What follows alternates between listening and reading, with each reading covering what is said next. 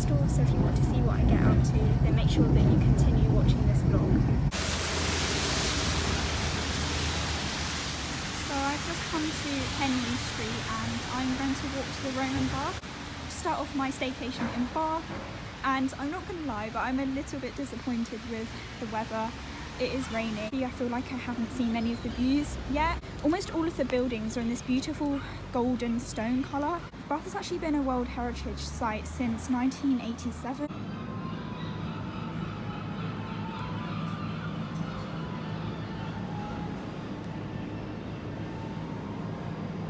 So far the vibe of the city seems really nice.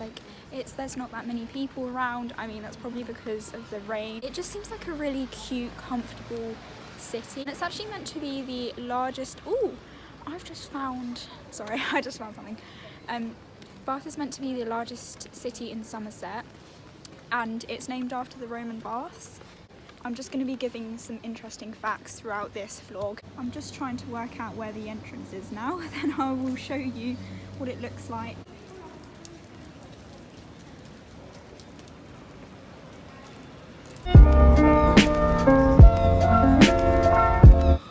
I've now just come to the Roman baths, and as you can see, this is what it looks like. Back when this was used, there was actually a rooftop to stop the light going through. It must have been so cool just to come here to socialise and have like a spa session. There are lots of statues, and they are actually of the Roman emperors. They were very important and they had strong connections to Britain, so that's why they have their statues here. All of the building is made out of the local Bath golden stone, as you can see, and that's typical around everywhere in Bath. All of the townhouses are in this beautiful golden stone colour. There is actually a church just behind the Roman bath. The reason why the Georgian architecture became so popular was because of the Palladian revival style. So apparently the ceiling used to be 20 metres above the bath, and it was one of the tallest buildings in Roman Britain, which is just amazing. I can't even think how that would have felt. I wish they did keep the ceiling. I don't actually know why they didn't. Maybe it collapsed or something, I really don't know, but imagine if it was still here today.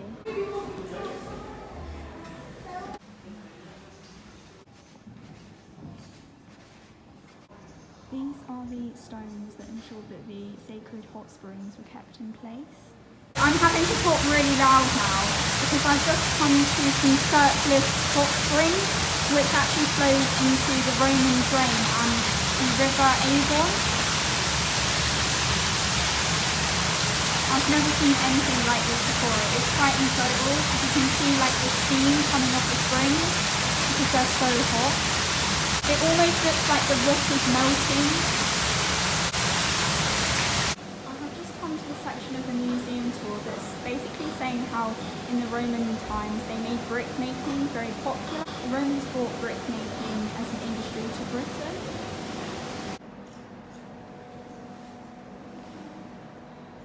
So I've just come to this area that's talking about the East Baths, and I actually found this very interesting. Men and women would bathe separately. People would use to bathe in massage oil. People would scrape their skin with oil. The hottest room was the Palladium, and there were shallow bathing pools. And there were also two small deep immersion pools called Balnea and a large cooling swimming bath.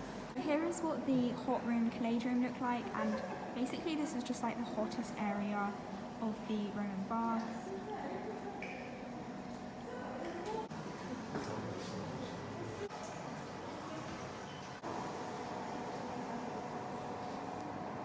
So from what I was reading, there's actually a sacred spring, and that is where the goddess dwells.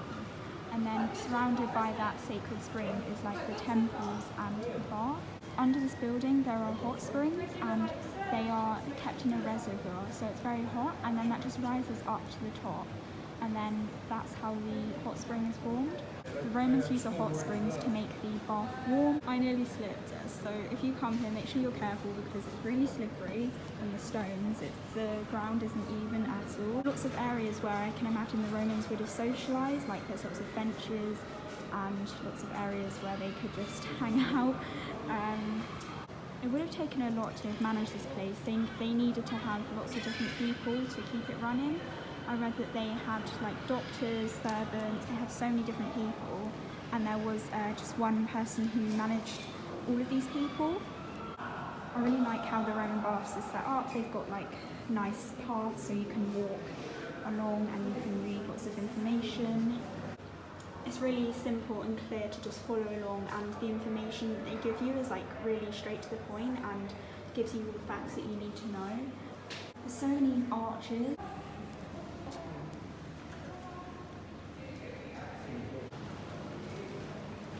If you look closely, you can see the steam coming off the water.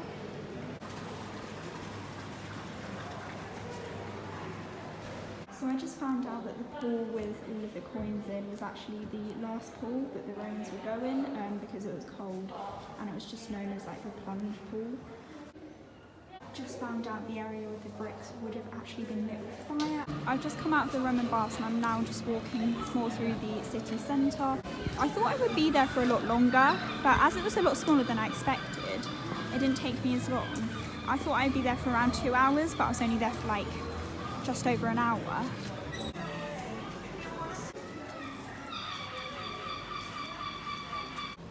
Just came out of Neil's Yard Remedies, and they have so many nice products in there, all for natural beauty. They have lip balms, hand creams, even teas, and so many different herbs as well. Now I'm just making my way towards Victoria Park.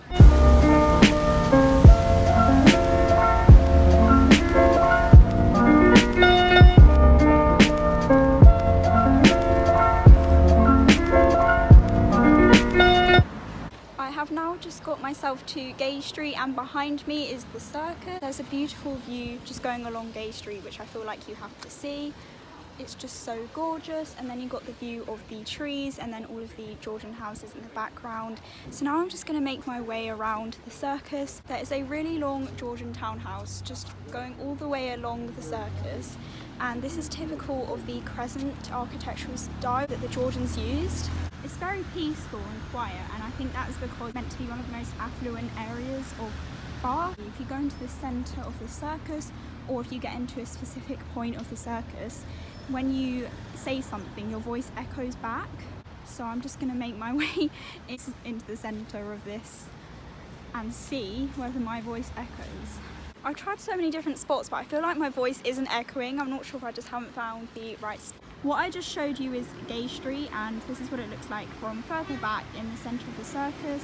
And basically it just goes downhill, and at the top is the circus. Like, it's a lot flatter, and then it's just surrounded by all of these Georgian buildings. This is the Royal Crescent, and this is also really well known. Again, it's displaying the typical Georgian style architecture, and it's just beautiful. It's so big. Every walk that I've done along the streets of Bath has so far been so nice. Bath is a lot more hilly than I expected. I'm walking towards Victoria Park now, and I'm just surrounded by even more Georgian townhouses, and I'm just loving the style. Like, it's so cool. I found the Royal Victoria Park, and I'm just going to walk towards it now. It was a lot easier than I thought to get here as well. I did have to use Google Maps, but trust me, if you want to come to this garden, then I highly recommend it, because you might think it's really far away from the city centre, but it's actually not. To my right is Royal Victoria Park, and as you can see, it is huge. It must be acres long. And then further down there's meant to be the Royal Victoria Park Botanical Garden, so I'm going to see if I can check that out as well. And then to my left I have got Herbert's Cafe, and I feel like I'm going to have to come here to get some food because I am very hungry after all this walking. And I was actually going to go to the Green Rocket restaurant because it's meant to be vegan and it has like really good reviews. I just think that's too far away. That's like towards the other side, so I may go there for dinner later on, or I may go to Sally Lunn's restaurant, as that's meant to be quite well known as well. So I'll just see what happens later. I'm just being a little bit more spontaneous. It is so peaceful here. There's so many green places in Bath, and that's why I love it so much. I really like nature, so this is just one of my perfect locations to go to, really. I'm actually in love with this greenery. There's a squirrel, it's come so close to me. This park is just gorgeous. It's so big, perfect for dog walking, and also just like a great place to just relax. It's slightly out of the way of the city, but it's not too far away, and I feel like the way it's positioned is just so useful. I am almost certain that the botanical garden is behind this black fence. It's just a breath of fresh air here, and behind there is another view of Bath. If it focuses, then you can see. Can you see that view over there with all the houses and everything? And I was right, the botanical garden is just behind these gates here, so I'm gonna have a look. So with this botanical garden, you don't have to pay to get in. There's just a gate and it's open, so anyone can come in. In front of me there are just some flowers, and gosh, I have to show you. Just read that Bath won the gold in the RHS Britain in Bloom, and this is just an example of one of the works.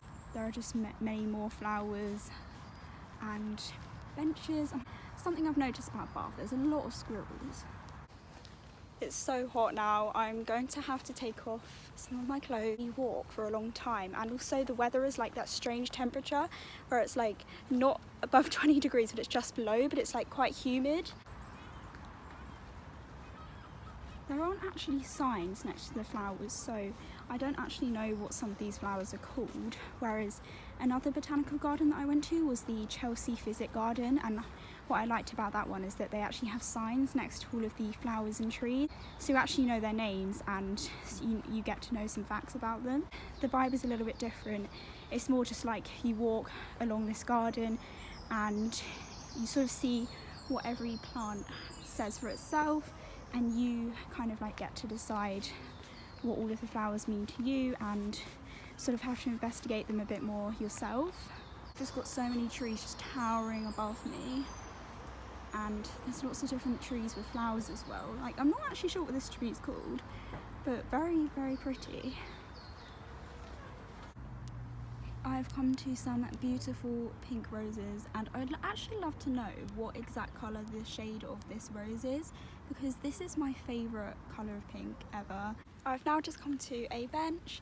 I'm just admiring the beautiful green views as well as the hills and the houses in front of me. Bath really is such a homely place. Of what I've seen of Bath so far, I'm really impressed, and I want to see more of it. Quite a few cities that I visited feel quite cramped and congested, whereas Bath doesn't feel like a city, if that makes sense. Like, there are some areas where it's loud and there's lots of cars, but it just doesn't feel like a city. It feels more like a town or something like that. I got myself a cheese and tomato panini. I have just arrived in the guest house that I'm staying in, and it is called Pulteney House.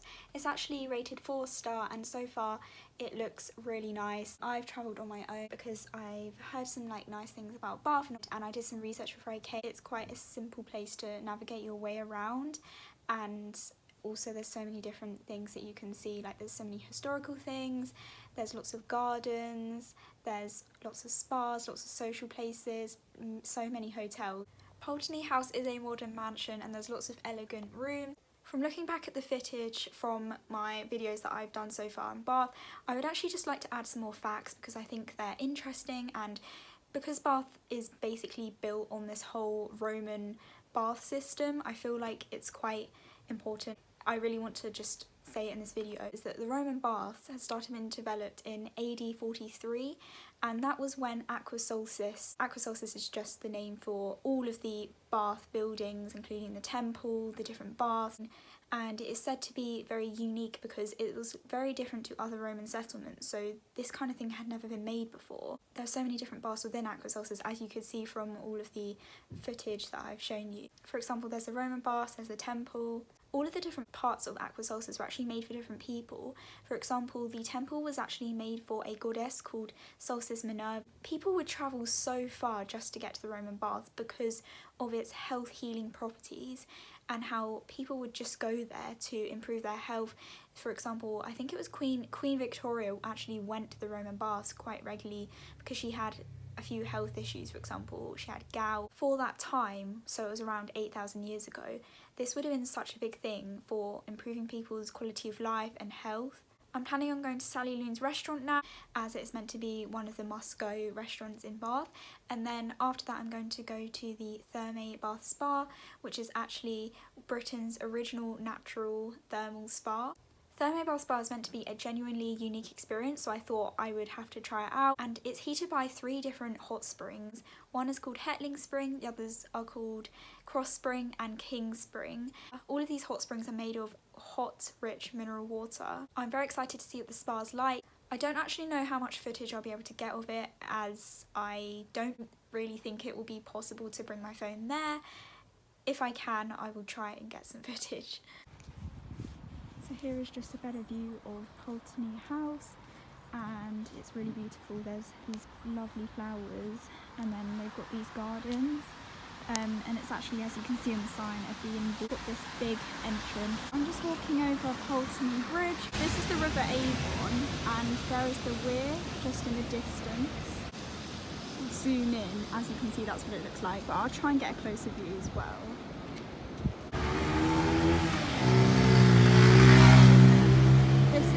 Parade Gardens.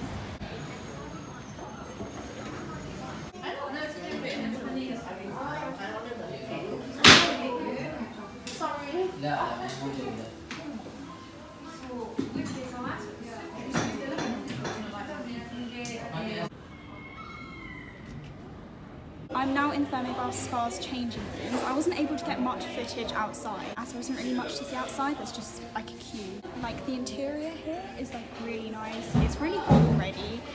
The whole colour of the changing room is blue, so it looks really nice. And I got myself some complimentary flip-flops, and then you also get a robe, and then you get a towel.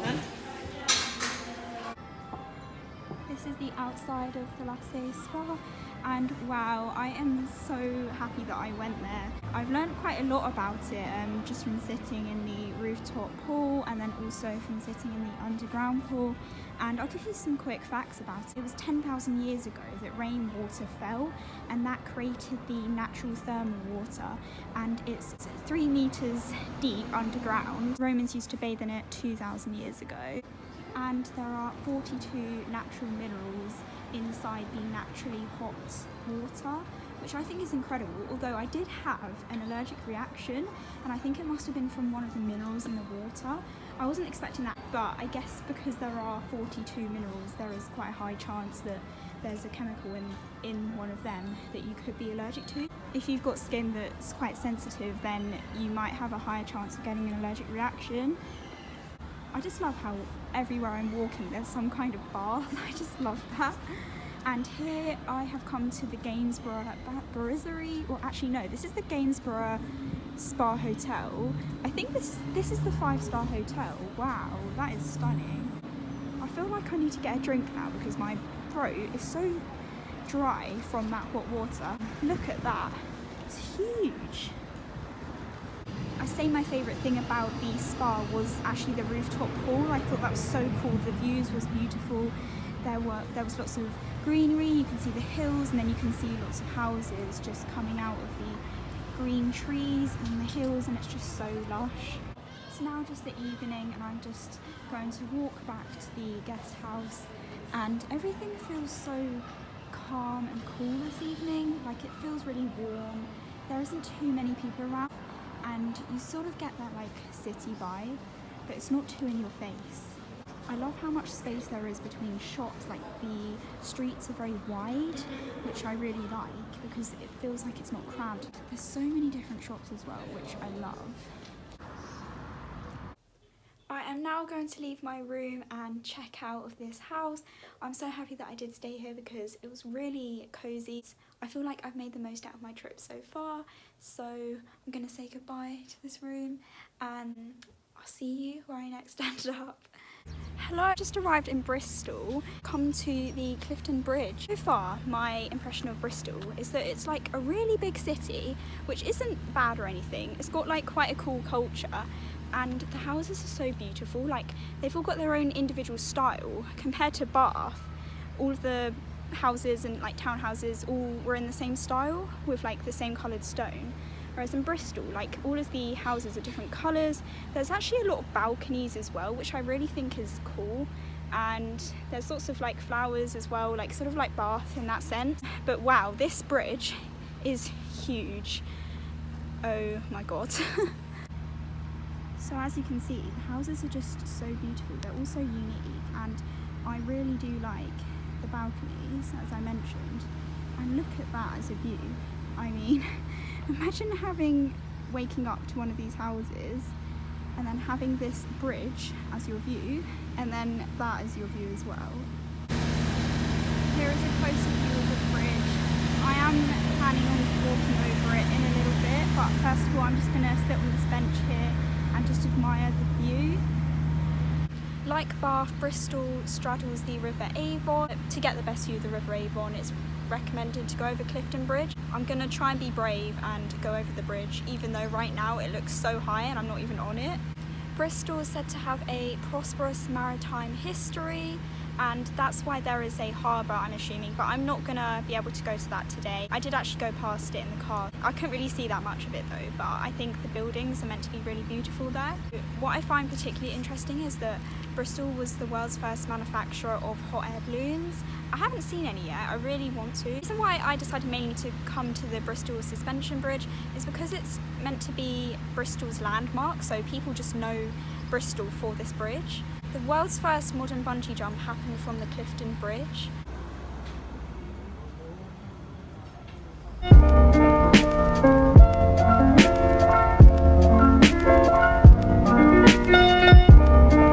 So I have just walked on a path to get a better view of the Clifton Bridge.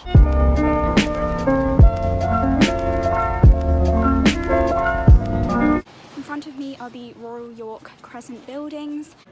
Got a nice pink door there, and then as you can see, all these buildings look so cool. I don't actually know much about them, but I just knew that if I got a chance I should visit this. I'm in quite a rush as well. So this is what all of the Grade 2 listed buildings look like. I really like the balcony style with the hanging flower baskets. I think that's so characteristic of Bristol, as I've seen a lot of the houses have flowers and balconies.